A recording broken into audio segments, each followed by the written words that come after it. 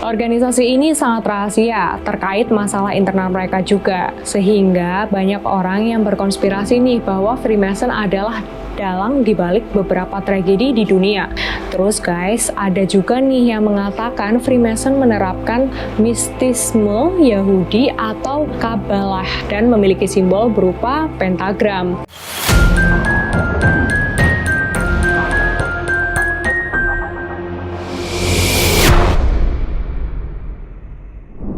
Hai sobat-sobat Soberia, kembali lagi bersama aku Indri Hanhan di channel ini. Nah, pada hari ini aku akan membawakan topik yang menarik banget nih, karena topik ini sebenarnya udah fenomenal banget, tentang organisasi rahasia dunia yang dikaitkan sama ritual pemanggilan setan. Organisasi ini yang tertera di thumbnail adalah organisasi Freemason. Buat teman-teman yang udah lupa tentang cerita ini atau belum tahu nih tentang cerita ini, kalian harus tonton video ini sampai akhir ya.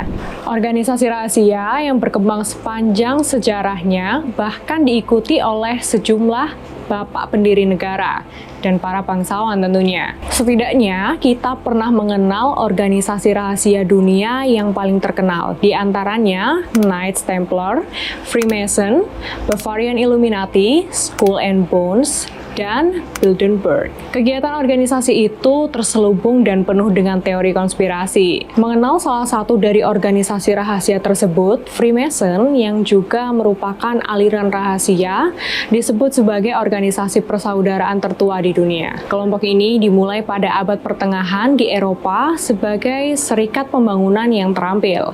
Tapi kian waktu berjalan, Freemason diartikan sebagai organisasi sosial yang filantropi dan dimaksudkan untuk membuat anggotanya menjalani kehidupan yang lebih berbudi luhur dan berorientasi sosial. Begitu menurut Margaret Jacobs, seorang profesor sejarah di University of California di Los Angeles lebih tepatnya, dan penulis Living the Enlightenment, Freemasonry and Politics in Eropa abad 18. Menurut seorang Freemason, sejarawan Freemasonry dan profesor di Universitas Bordeaux, aliran Freemason didasarkan pada pencerahan yang merupakan organisasi yang masih menyampaikan nilai-nilai inti, toleransi beragama, haus akan pengetahuan, dan keramahan. Kita mengenal Freemasonry, ya Freemasonry itu adalah nama organisasinya, sementara Freemason adalah orang yang mengikuti organisasi tersebut. Oke, kalian pasti akan bertanya-tanya ya, dari mana sih kata Freemason diambil? Ini kan organisasi rahasia, kok bisa sih ketahuan di mata publik? Awal mula munculnya organisasi Freemason ini dipercaya berasal dari pemikiran orang Eropa pada abad ke-16 sampai abad ke-17 gitu guys. Kata Mason berasal dari bahasa Prancis yaitu Macon, dan banyak orang yang bilang bahwa Freemason ini terinspirasi dari pekerja bangunan, sebab Mason sendiri berarti tukang atau pengrajin batu, sedangkan free itu artinya erat kaitannya dengan kata kebebasan ya, kebebasan berpendapat, kebebasan berekspresi, dan kebebasan dalam banyak hal nih, termasuk kebebasan dalam beragama. Freemason ini kurang lebihnya dapat diartikan sebagai sekelompok orang pekerja keras yang memiliki kebebasan. Mereka menyimbolkan para anggota Mason adalah para pekerja bangunan yang hendak membuat bangunan besar atau semacam kuil gitu guys. Nah, kuil ini mereka maknai sebagai humanisme atau kemanusiaan nih. Freemason memiliki tujuan menciptakan suatu masyarakat yang mengedepankan kesopanan dan kehormatan yang nantinya akan terlihat di kalangan anggotanya sendiri. Pemikiran Freemason muncul itu nggak ada yang tahu pada tahun berapa, namun dipercaya kalau pemikiran ini tuh udah ada sejak abad pertengahan karena ditemukannya beberapa manuskrip tulisan, dan manuskrip tulisan ini ditemukan di Inggris berisi aturan organisasi, landasan hukum, dan hak kewajiban dari anggota Freemason. Nah, dari data ini kemudian dijadikan landasan organisasi Freemason hingga sekarang. Di sisi lain, ada yang lebih percaya nih bahwa pemikiran Freemason itu berasal dari Skotlandia. Tempat pertemuan para anggota melakukan diskusi disebut sebagai loji. Nah, beberapa bukti menunjukkan nih adanya loji Freemason di Skotlandia yang diperkirakan nih ada sejak awal abad ke-16an ya guys. Beberapa manuskrip tulisan ini berbahasa Skotlandia juga tersimpan rapi sebagai arsip di sana. Hanya saja secara resmi, loji besar pertama Freemason itu didirikan pada 27 Juli 1717. Udah lama banget ya. Tapi kayaknya sebelum tahun itu pun Freemasonry telah eksis nih. Bahkan sejak abad sebelumnya, tahun 1641, seorang keluarga kerajaan Inggris, Robert Moray, tercatat sebagai anggota cabang Freemason di Edinburgh. Tepatnya pada tanggal 20 Mei 1641. Nama lain juga tercatat sebagai anggota Freemason sebelum tahun 1717. Nama lain tersebut adalah Ashmole yang tercatat sebagai anggota Freemasonry di Lancaster pada 16 Oktober 1646. Dan ia juga salah seorang dari Royal Family loh, atau dari keluarga kerajaan Inggris. Kalau aku nyimpulin, sebenarnya tahun 1717 itu hanya tahun pemantapannya aja dari tahap-tahap yang telah dilakukan oleh gerakan Freemason. Tahun ini dijadikan sebagai tahun ekspansi untuk melakukan dan menancapkan pengaruh mereka di seluruh dunia. Kurang lebih sih begitu ya kalau aku simpulin. Oke, kita lanjut nih. Seorang kepala gereja Protestan di London yang bernama Anderson yang berdarah Yahudi menjadi motor pergerakan pada 24 Juni 1717. Loji bernama Green Lodge of England atau GLE menjadi pusat pertemuan para anggota inti di Inggris. Anggota lainnya berkumpul di loji kecil. Loji kecil ini bisa dibilang sebagai cabang kecil dari loji besar karena adanya diskriminasi ini dan juga perbedaan pikiran yang banyak anggotanya tidak sepakat nih dan agak sedikit memberontak tentunya. Pada akhirnya, beberapa loji kecil membentuk loji yang besar nih guys, yang baru didirikan pada tanggal 17 Juli tahun 1751. Loji kecil ini akhirnya diberi nama Ancient Green Lodge of England. Pada saat itu, di dalam Freemason ada dua loji besar yang berkembang. Loji pertama bernama Green Lodge of England yang berprinsip modern, dan loji kedua bernama Ancient Green Lodge of England yang lebih cenderung tradisional gitu. Walaupun begitu guys, keduanya ini akhirnya kembali bersatu pada tanggal 25 November 1813 dan membentuk United Grand Lodge of England. Walaupun sudah bersatu, sebagian besar loji di dunia masih terbagi menjadi dua bagian yang berbeda, Free and Accepted Masons dan Ancient Free and Accepted Masons. Perbedaan keduanya hanya perihal struktur dan aturan organisasi aja sih sebenarnya. Keduanya masih sama-sama menganut paham yang sama, bahwa anggotanya itu harus bermanfaat bagi lingkungan sekitarnya. Mulai dari sini banyak nih loji kecil yang didirikan di seluruh dunia. Akhirnya pemahaman Freemason itu juga makin berkembang dan luas, lebih terstruktur hingga akhirnya organisasi Freemason ini pun masuk ke wilayah Indonesia. Jujur aja ya, ini sih sebenarnya agak sedikit ribet gitu. Maunya Freemason tuh apa sih sebenarnya? Jadi kan Freemason ini adalah anggota organisasi rahasia yang dibentuk oleh beberapa orang. Setelah berjalan beberapa tahun muncul, ada perbedaan pendapat nih di dalamnya. Yang satu lebih memilih ke pemikiran yang modern, dan yang satu lagi memilih untuk melestarikan sisi tradisional. Setelah itu mereka bersatu lagi nih, tapi Freemason tingkat dunia itu malah terbagi lagi menjadi dua. Yang mana dua-duanya itu sama aja sih sebenarnya pada dasarnya, tapi sebenarnya ya kalau dilihat tetap ada bedanya sih walaupun cuma sedikit. Ribet nggak tuh? Freemason bukan sebagai organisasi yang ketat sebenarnya. Anggotanya ini menganggap kalau Freemason adalah sebuah komunitas persaudaraan. Mereka berkumpul di loji untuk membahas isu-isu kemanusiaan, kesulitan pangan, pendidikan yang tidak merata, sampai kesenjangan sosial di sekitar mereka. Masing-masing dari anggota Freemason adalah orang yang mampu menghidupi dirinya sendiri dan pekerja keras tentunya. Anggota Freemason diberikan kebebasan berpikir untuk melihat kebenaran yang dipercayainya sesuai dengan norma yang ada. Di sisi lain guys, para anggota itu juga harus menghormati semua agama yang dipercaya dan dianut masing-masing dari anggota mereka ya. Anggota Freemason ini juga nggak diharuskan untuk memilih agama atau kepercayaan yang sama, sehingga keberadaan Tuhan sebagai pencipta alam semesta itu dijunjung tinggi dalam tiap diskusi di loji loh. Walaupun anggota Freemason menganut agama yang berbeda, hal yang penting membuat mereka percaya percaya adalah keberadaan Tuhan. Disebutkan ada 3 filosofi yang dipegang oleh prinsip Freemason. Prinsipnya adalah rasionalitas, ketuhanan, dan etika. Ada beberapa simbol dalam Freemason yang punya makna khusus nih, diantaranya mata, yang menunjukkan sifat ketuhanan sebagai omnipotent dan omnipresent. Selanjutnya adalah jangka, yang bermakna sebagai pengingat seseorang Mason untuk menjaga nafsunya.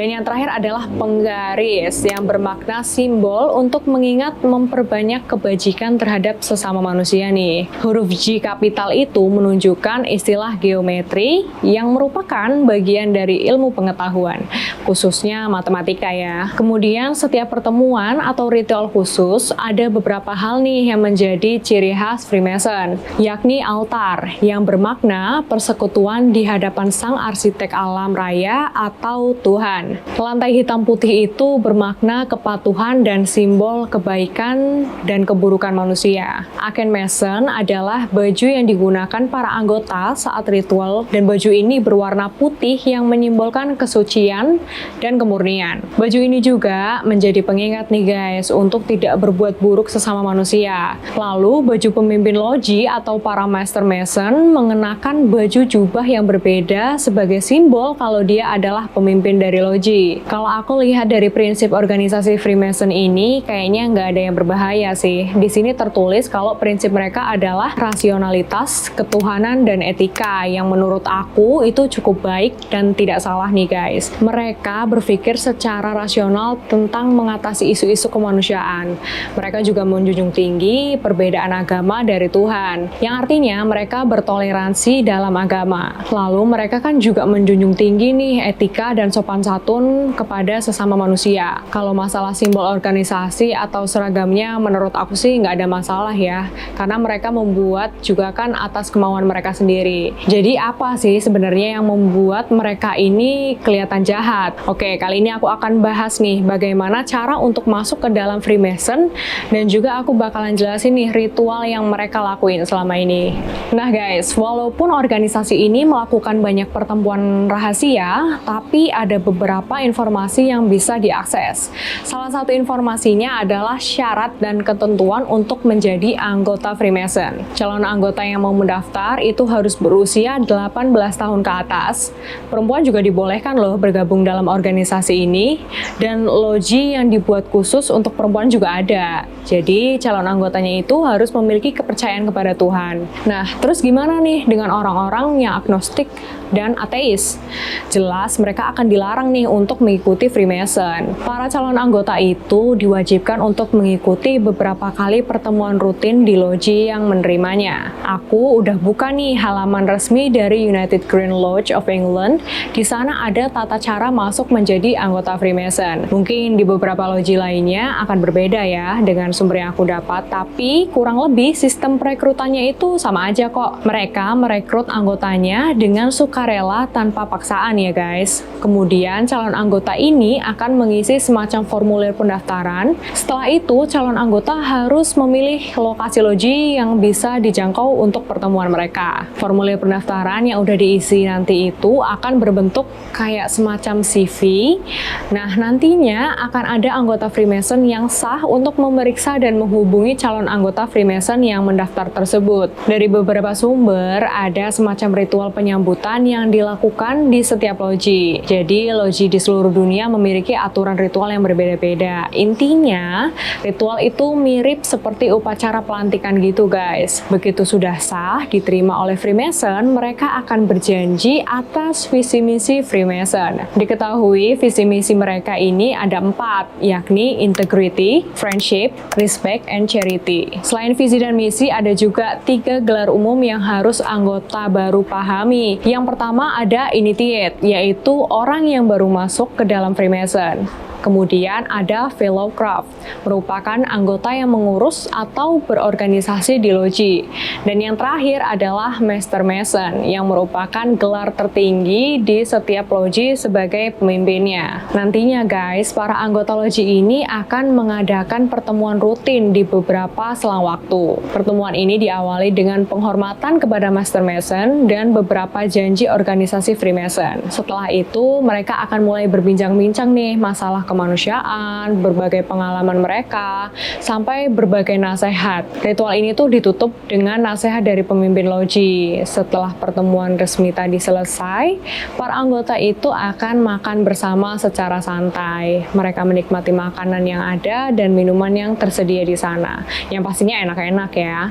Mereka pada akhirnya akan bersenang-senang, tapi masih dalam batas yang wajar nih guys. Tiap anggota itu akan mengumpulkan sejumlah uang pertaruhannya untuk mengadakan acara amal loh. Acara amal ini dilakukan bersama-sama dengan anggota loji lainnya. Freemason ini sekarang bergerak ke arah organisasi amal yang sering berbagi kepada orang yang kurang mampu. Nah, kan ternyata Freemason juga melakukan bakti sosial. Kurang baik apa sih mereka? Ritualnya juga normal aja sih menurut aku. Malah kata ritual itu kesannya malah kayak kurang pas ya. Kata ritual itu kan konteksnya ke arah yang negatif nggak sih? Kayak ritual pesugihan, ritual manggil setan. Sedangkan ritual yang ada di Freemason itu kan kayak upacara pelantikan aja. Yang namanya upacara kan dilangsungkan dengan hikmat dan fokus. Terus kenapa sih organisasi ini dianggap negatif sama pengikut-pengikut teori konspirasi? Apa jangan-jangan kejahatan atau keburukan dari organisasi Freemason itu cuma sekedar konspirasi aja ya? Oke, konspirasi ya. Kali ini aku bakal ngebahas nih beberapa teori konspirasi yang beredar mengenai organisasi Freemason. Organisasi ini sangat rahasia terkait masalah internal mereka juga, sehingga banyak orang yang berkonspirasi nih bahwa Freemason adalah dalang dibalik beberapa tragedi di dunia. Contohnya nih adalah ada yang percaya kalau Perang Dunia I dan Perang Dunia II adalah ulah dari Freemason loh. Karena banyak anggota Freemason adalah penguasa dunia di bidang ekonomi dan politik. Walaupun sampai sekarang sih belum ada kebenarannya. Kemudian pembunuhan John F. Kennedy disebut-sebut sebagai ulah Freemason. Karena dipercaya John F. Kennedy ini adalah anggota Freemason. Tentunya ada dugaan nih bahwa John F. Kennedy memiliki perbedaan pendapat dan pemahaman dengan orang-orang di Freemason itu sendiri. Dan pada akhirnya ia dibunuh dengan sengaja. Tetapi sampai sekarang Freemason tidak pernah terbukti menjadi dalang dibalik pembunuhan John F. Kennedy. Lalu juga ada konspirasi yang menyebutkan bahwa Freemason ini berkomplot dengan Yahudi dan Zionis.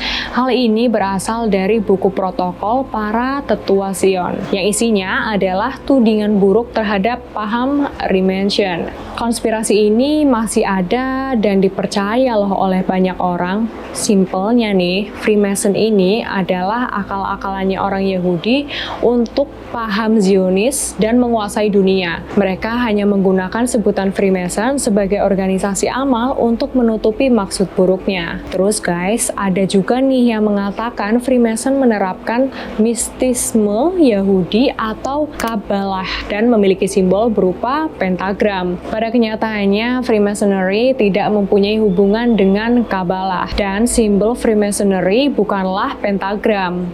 Terus yang paling parah nih, yaitu Freemason mengajarkan ateisme katanya. Pada kenyataannya, Freemason tidak memiliki hubungan dengan ateisme, karena Freemason tidak mempunyai kaitan dengan sistem kepercayaan dan agama. Freemason ini adalah organisasi yang mengajarkan tentang humanisme.